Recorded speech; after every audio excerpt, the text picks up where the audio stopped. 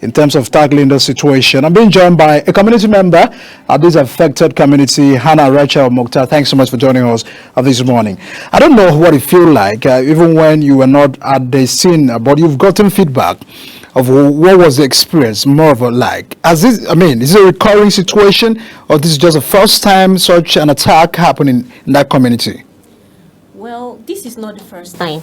I can't count the number of times that this kind of attack has happened in my community, in my village, in my local government. It's a recurrent attack that has been on for years. And it will interest people to know that this particular village we are talking about is just a stone throw from 3 Division Nigerian Army. A whole division is not far from where this incessant killing is happening. But what do we have at the end of the day? It's usually condolences, we are sorry, we'll try to bring an end to all these things. But for how long? I've lost a lot of family members, I've lost relatives, I've lost friends, I've lost count on the number of people that I have lost. When this news came, no matter how many times these people attack, every attack seems to be fresh. Because you can't get used to things like this. It's a very pathetic situation. I can't explain. So how do we describe? Is it an elders clash? Is it what is the description? What's the feedback like? Or is it a religious issue?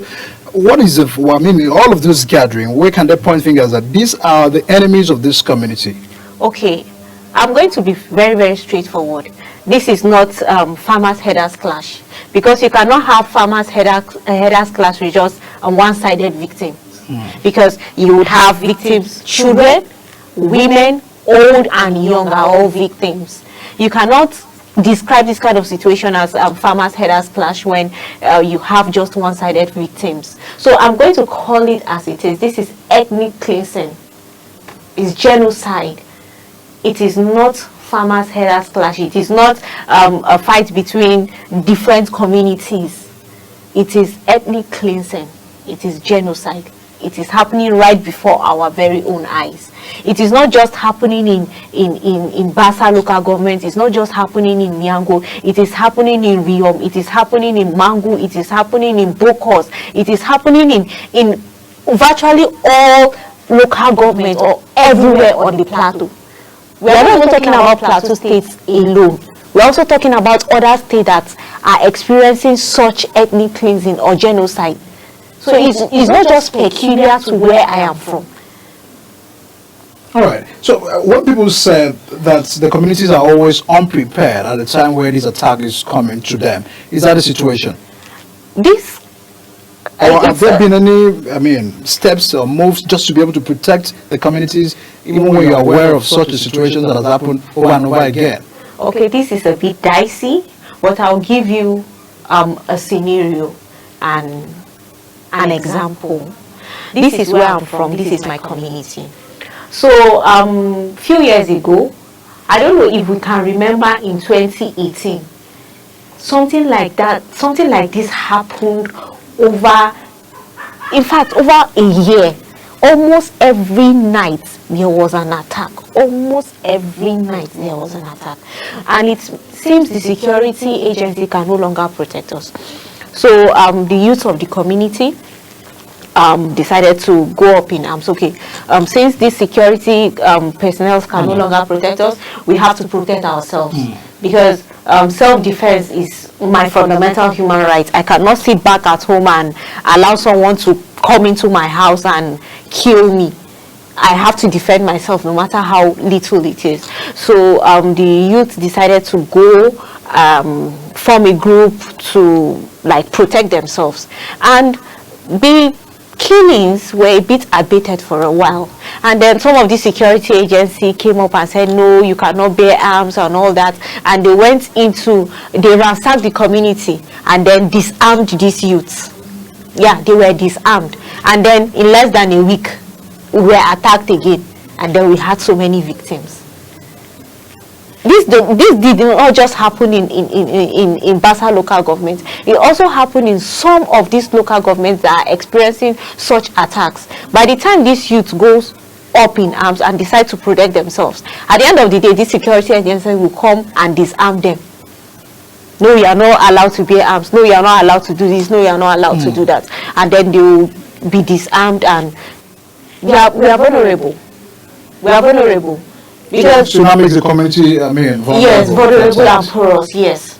Because anytime the community decides to, okay, enough is enough, we are going to protect ourselves irrespective. In a week or in 2 weeks, somebody from the security agency will come and dish out a statement. No, you are not allowed to bear arms, it is illegal, and all those, they are gibberish. And they will go into the community and disarm the youth. And then give it 2 weeks, 3 weeks, the attack will happen again. So when this attack has happened, those persons flee away. You cannot even track anyone at all. Or does it look like they are residing within the community? Because that's what some people have said. Yes. There are informants within the community. There are informants. Funny enough, in some of these communities, by the time this attack takes place, by the time the attack takes place, and then the community members decide to run away, to flee from their ancestral land. Okay, this place is no longer safe. They flee. Some of them are being camped in IDPs. We have several IDPs there in Jos. And then after a while, just give it a week, 2 weeks, 3 weeks, and you would have other persons coming to settle in the community. Those communities that were attacked? Yes. People from another community? No. The people that spearheaded the attack will come back, and then they will settle in that community. In their houses? Or yes, their houses. They take over their farms. They take over our farms. They take over our houses. They take over our means of livelihoods. And they are living in those communities that are ours. They are living in our ancestral lands, and there's nothing we can do about it because we are handicapped.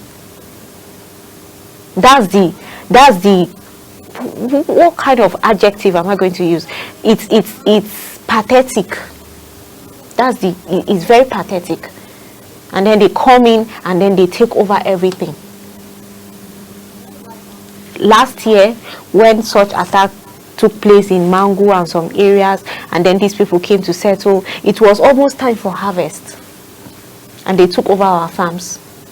They took over our means of livelihoods, and we watched them, and there was nothing we could do. That's how bad. So do you feel there can be a lasting peace in all of this? Because it worrisome. More than 50 persons were killed. That is what has been confirmed. More than 50 persons in just a single attack in Basa local government. Not just the local government, in Kwal. Yes. So what can be done in addressing this issue from, the community approaches, or what the community have sat down to look, if government should do this, if this can be done, we may have peace? Or does it look like peace is never near in those communities? Or not realistic? If we are to be realistic in this situation, the government can no longer protect us, because for how long? We are tired of the condolences. We are tired of the visits. The only thing they are good at is after the attack has happened, then dignitaries will come and then condole with us, and all. We are used to it. We are tired. We are tired, and it's obvious that they cannot protect us, because the first and foremost why these leaders are elected is to protect the life and properties of its citizens. But it seems that lives and properties are no longer being protected. There's this famous handler on Twitter, is it Zaz something? He said something. He said only 17 people have been reported to be killed in the attack in Basa local government. I was so pissed. I was so angry. I was like, even if it's just a single soul, you cannot just say only. You cannot just say only. The way these things are being downplayed is is appalling. Since the government can no longer protect us, let us protect ourselves. Because it's my fundamental human right to protect myself.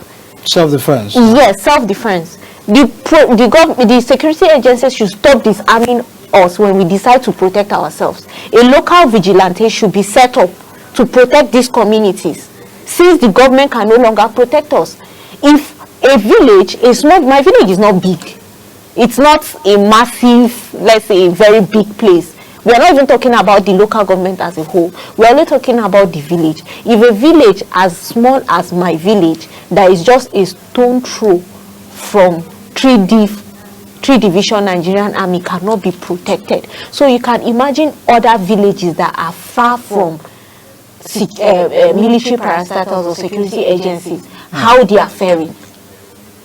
So there's a need to allow those community members to have the position of arms to protect themselves. So you are advocating for, community policing, if you may call it that way. Yes. All right, because of time, I'm really afraid, Hannah, Racheal, we do hope to have you again to recording these situations. We have so much out of time.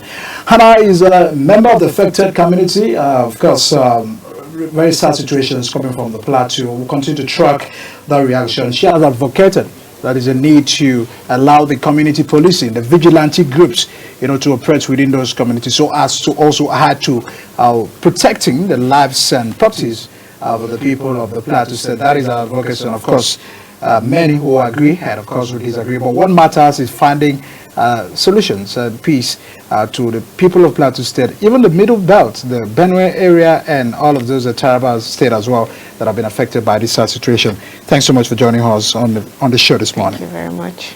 Everyone, this is where we, of course, put it to rest here on the morning show. We'll continue to track the development at the top of the hour. We'll have the talk sports coming your way, and of course, business update afterwards. More on Global TV. My name is Edikan Michael, and earlier I was doing this with Ramsey. And thanks so much for